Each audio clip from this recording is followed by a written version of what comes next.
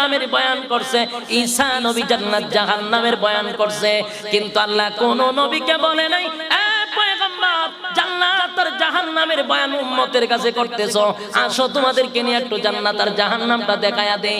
কোন নবীর ক্ষেত্রে আল্লাহ বলে নাই। ঈসা নবী জান্নাত জাহান্নামের বয়ান করছে, আল্লাহ দুনিয়ার থেকে নিয়ে জান্নাত জাহান্নাম দেখায় নাই। রে ইব্রাহিম খলিলুল্লাহ জান্নাত জাহান্নামের বয়ান করছে, আল্লাহ সরজমিনে জান্নাত আর জাহান্নাম দেখায় নাই।